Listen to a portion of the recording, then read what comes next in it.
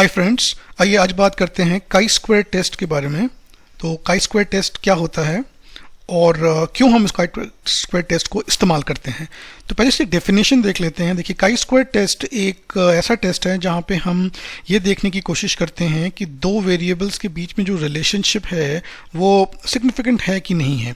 Okay, अब important ये है कि जब हम दो वेरिएबल्स की बात करते हैं वो वेरिएबल्स होने चाहिए कैटेगोरिकल, यानी कि उसमें कुछ कैटेगरीज होनी चाहिए, जैसे for example male female, urban rural, right. इस टाइप की कुछ कैटेगरीज होनी चाहिए। It should not be continuous data.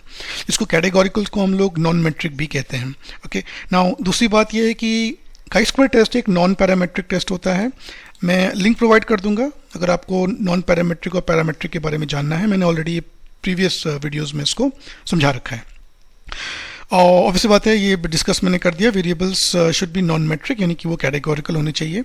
And देखिए, काई स्क्वायर टेस्ट दो टाइप के होते हैं, टेस्ट ऑफ इंडिपेंडेंस और गुडनेस ऑफ फिट। बट इस पर्टिकुलर वीडियो में हम टेस्ट ऑफ इंडिपेंडेंस के बारे में बात करेंगे। अगर आपको गुडनेस ऑफ फिट के बारे में समझना है तो प्लीज कमेंट कर दीजिए मुझे, and I will make your video on goodness of fit test also. Okay, सेन अजम्पशंस हैं कुछ, उसके दो अजम्पशंस हैं। पहला अजम्पशन ये है कि जिस वेरिएबल को हम स्टडी करते हैं वो वेरिएबल रफली सेम होना चाहिए। उसकी जो वेरिएशंस होनी चाहिए वो ऑलमोस्ट द सेम होने चाहिए। और दूसरा ये है कि जो परसेंटेज है हमारी वो मोर देन 20 अगर आई तो हमें आगे नहीं बढ़ना चाहिए। Should be less than 20%। I am very sure आपको ये दो अजम्पशंस अभी क्लियर नहीं हुए होंगे। जब हम सब्सिक्वेंट अभी समझेंगे टेस्ट करके तब आप समझ जाओगे इसको क्या मतलब हुआ। तो let's move on quickly to the chi square test. देखिए, सबसे पहले वेरिएबल व्यू में आ जाइए और समझ जाइए कि ये क्या स्टडी है। सबसे पहला हमारे पास दो वेरिएबल्स हैं, एक जेंडर है और एक है MTLSN। का क्या मतलब हुआ? Motivation to learn something new और जेंडर, यानी कि जेंडर हमने कोड कर रखा है दो में, यानी कि एक बॉयज़ हैं और दूसरा हमारा गर्ल्स हैं। Okay, done. और MTLSN है हमारे, वो भी दो हैं, एक येस और एक no. Okay, now motivation to learn something new और जेंडर, ये दो हमारे वेरिएबल्स हैं। दोनों के दोनों वेरिएबल्स हमारे क्या होने चाहिए? नॉमिनल होने चाहिए। किसके केस में? काई स्क्वायर टेस्ट के केस में। काई स्क्वायर टेस्ट कौन सा वाला जो हम इस समय कर रहे हैं? We are doing test of independence. Okay, I hope this is clear. Okay, now we will move on कि हमारा केस स्टडी क्या है। देखिए, हमें ये देखना है कि is there a relationship between gender, boys and girls, and motivation to learn something new in the class, yes और नो। मतलब बेसिकली हम देखने की कोशिश कर रहे हैं कि क्या बॉयज और गर्ल्स में अगर कुछ नया हमें सीखना है तो कौन ज़्यादा अच्छी तरह से इसको टेक इन करता है, गर्ल्स करती हैं या बॉयज़ करती हैं, राइट। तो हमने जेंडर को कैसे कोड कर रखा है? बॉयज एंड गर्ल्स में। और motivation to learn something new को कैसे कोड कर रखा है? येस एंड नो में, राइट। फिर देख लेते हैं थोड़ा सैम्पल साइज हमारा क्या है। यहाँ पे सैम्पल साइज है हमारा 60 और इसमें से 30 बॉयज हैं और 30 गर्ल्स हैं, right. Okay, let's move on. किस तरीके से हमने डेटा को बना रखा है वो मैंने आपको बता दिया। डेटा व्यू में देख लेते हैं। 1 मतलब बॉयज एंड 2 मतलब गर्ल्स। ओके, और ये इनके 2 and 1। 2 का मतलब क्या हुआ अभी देख लेते हैं। देखिए, यहाँ पे अब अगर आप आएंगे वैल्यू लेवल्स में, you will come to know, यानी कि ये पहला रिस्पोंडेंट है जो बॉय है और उसने नो कह रखा है। इसका मतलब उसको कोई नया चीज़ नहीं सीखनी है।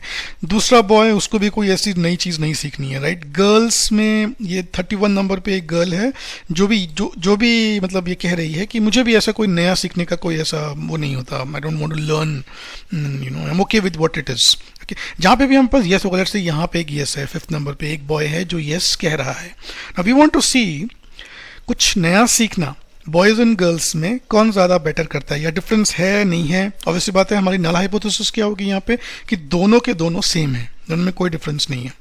बॉयज एंड गर्ल्स में they don't want to learn anything new, there is no difference between the two. लेकिन ऑल्टरनेट क्या होगी हमारी? ऑल्टरनेट हमारी होगी कि नहीं, दोनों कुछ नया नया सीखना चाहते हैं, राइट। तो देखेंगे किस तरीके से हम काई स्क्वायर टेस्ट को परफॉर्म करते हैं। Will go to analyse first, will go to descriptive statistics and will go to cross tabs. Okay, now will have this kind of a window here.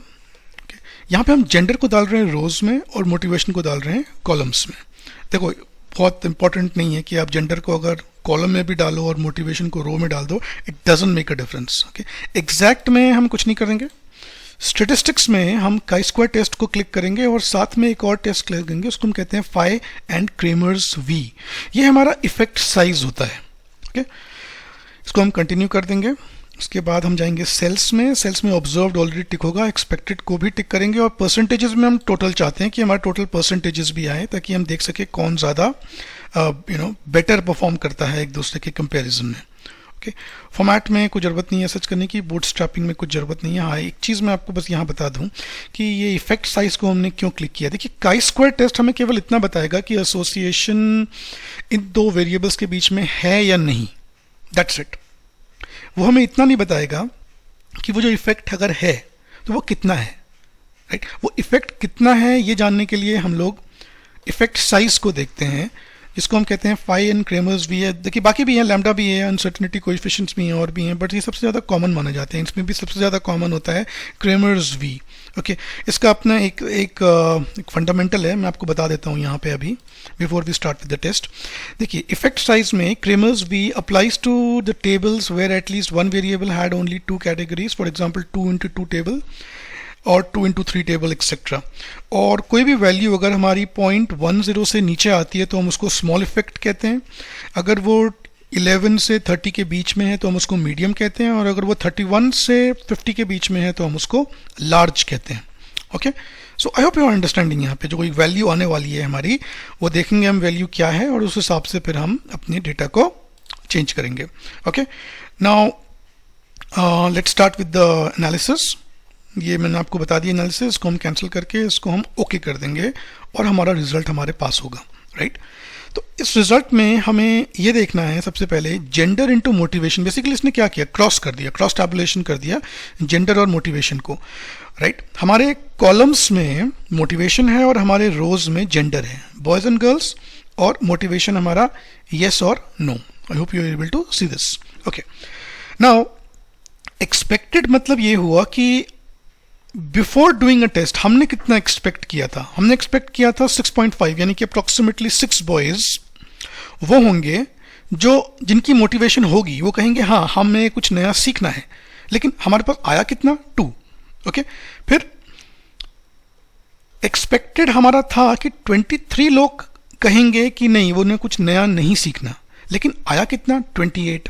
Okay, same goes with girls, 6 expected थे लेकिन count हुए 11, and 23 expected थे लेकिन हुए 19। Okay, now these are the percentages. ये जरूरी होगा हमारा एपीए फॉर्मेट में हमें इसको दिखाने में। तो यहाँ से हमें ये बड़ा क्लियर लग रहा है कि बॉयज कंपैरेटिवली नई चीज़ें नहीं सीखना चाहते, ओके, लेकिन गर्ल्स सीखना चाहती हैं। बट हमें देखना है सिग्निफिकेंट, टेस्ट करना है, हम लोग स्टैटिस्टिकल सिग्निफिकेंस देखनी है। उसके लिए हम जाएंगे काई स्क्वायर टेस्ट में। आई वुड रिकमेंड कि सबसे पहले आप ये वाला वैल्यू देख लीजिए, ए जो आ रहा है यहाँ पे, 0 cells 0.0% have expected count less than 5। अब इसका क्या मतलब हो, देखिए ये जो ब्रैकेट में है 0.0%, ये बिल्कुल सही है। इसका मतलब हम आगे बढ़ सकते हैं, हमने अपने एजम्पशन को वायलेट नहीं किया। मैं आपको अभी एजम्पशन दिखाता हूँ, जिसको मैंने आपसे कहा था कि मैं आपको थोड़ी देर में उसको समझाऊंगा। देखिए, एजम्पशन जो हमारा ये वाला था, assumption percentage in chi square test must not be more than 20%। 20% से ऊपर नहीं होनी चाहिए। हमारे केस में कितनी है, हमारे केस में 0% है, इसका मतलब बिल्कुल सही है ये। तो यानी कि ये वाला अजम्पशन हमने मीट कर लिया है। ओके, और दूसरा अजम्पशन जो हमारा था ये था कि अप्रॉक्सीमेटली जिसको हम स्टडी कर रहे हैं वो सेम होना चाहिए। वो हम देखते हैं यहाँ से। देखिए,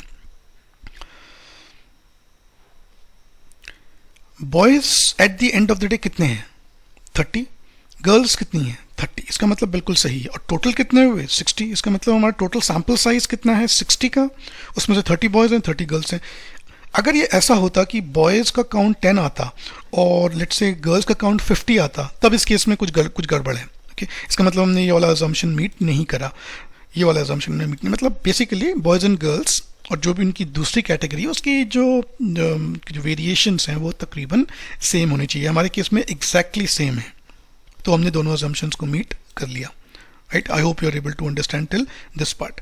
now as I was saying कि अब हमें देखना है कि वाकई में जो हम सोच रहे हैं वो सही है कि नहीं, क्योंकि हमें यहाँ साफ दिख रहा है कि गर्ल्स ज़्यादा मोटिवेटेड हैं कुछ नया सीखने के लिए और बॉयज़ नहीं होते हैं, बट हमें वो चीज़ देखनी है।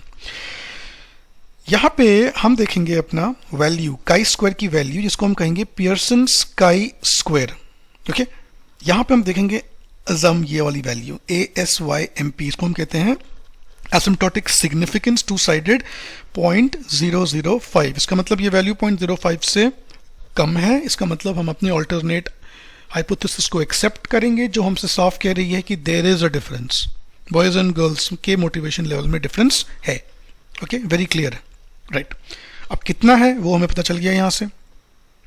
बॉयज ये 3.3, गर्ल्स 18.3, साफ दिख रहा है हम लोगों को। ओके, कि मतलब गर्ल्स का मोटिवेशन ज़्यादा है, बॉयज़ का मोटिवेशन कम है। लेकिन क्या ये इफेक्ट जो भी हो रहा है ये सिग्निफिकेंट है, वो हमें दिख गया, बट कितना सिग्निफिकेंट है, जिसको हम कहते हैं इफेक्ट साइज, जो हमने अभी पढ़ा भी था इफेक्ट साइज के बारे में।